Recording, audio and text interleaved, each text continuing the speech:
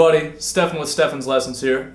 I want to talk a little bit about basic chords, things that you need to know, the basics.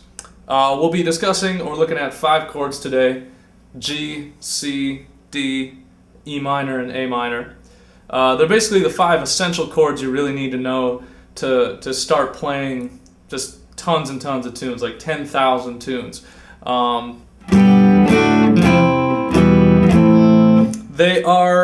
They're used in pop tunes, folk, rock, jazz. It doesn't matter. They're used all the time, which is why they're going to be very useful to you as a player. Just to give you a couple examples of some tunes that they're in, like "I'm a Believer," and then I saw her face. Now I'm a believer. Stuff like "Semi-Charmed Kind of Life" by Third Eye Blind.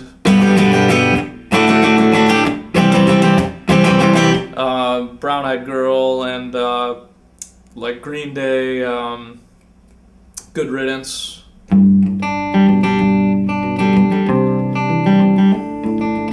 So anyway, they come up all the time. They're going to be very useful to you as a player.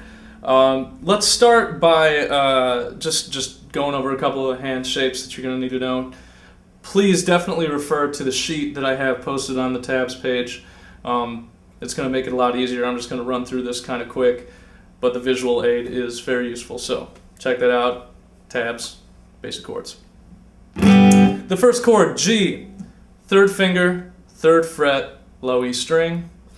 2nd finger, 2nd fret, A string. 4th finger, 4th finger, 3rd fret, high E string. You got those all in place. You can strum everything. Wonderful, wonderful. Should be ringing. If not, don't worry about it too much. It takes a little getting used to. Before I go any further, I already want to talk about G. It's pretty much the hardest one to hold out of all 5 of these chords, so don't beat yourself up if it's not perfect the first time. And there are other ways of holding this chord. Don't think this is the only way to do it. The reason we're doing it with these fingers, and the reason I want you to do it with these fingers, is because it makes sense for the switching of the song. The chord change of the song that I want to look at, which is basically the chords from Yellow Submarine by the Beatles,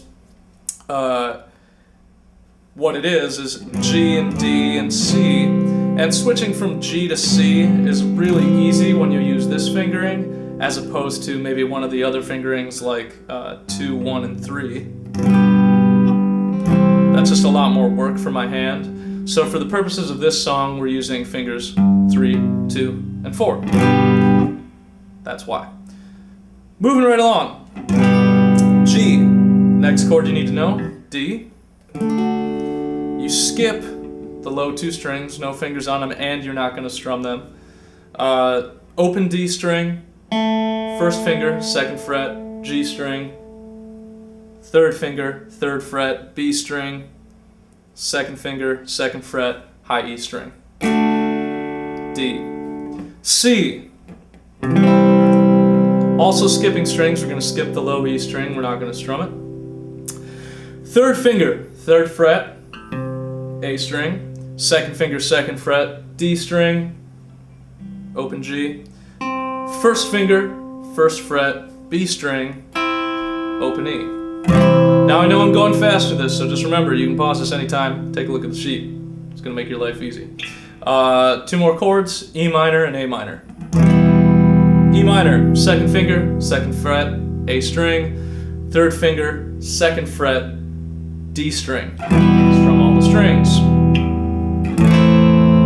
A minor, 2nd finger, D string, 2nd fret.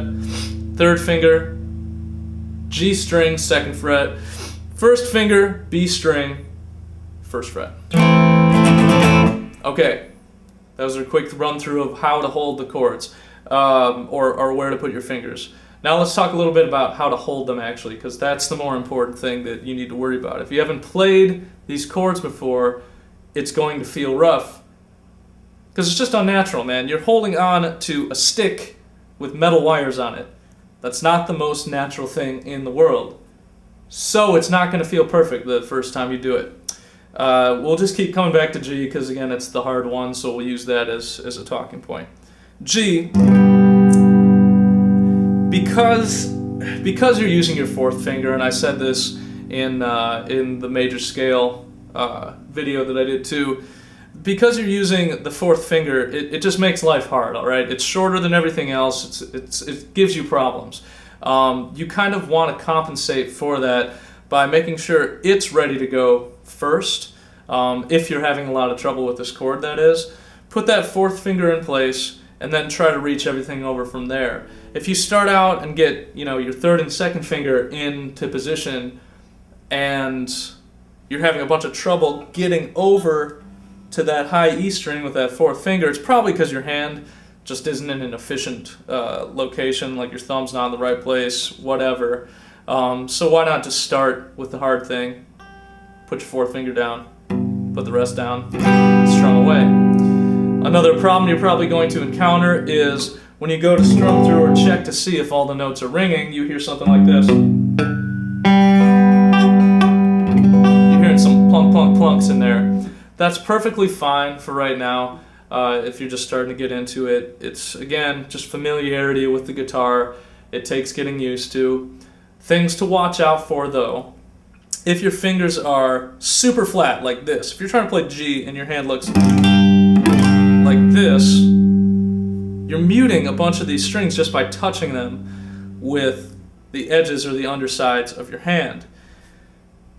Way to get away from that is arch it. Arch. Make sure these things are super arched and they're going to stay out of the way of each other. Keep them arched. Don't keep them super flat. It's almost the opposite of what I said when you're playing scales. When you're playing scales, you want to keep them nice and flat so you can move quickly. When you're playing scales, you want them out of each other's way. It's nice and arched. Okay.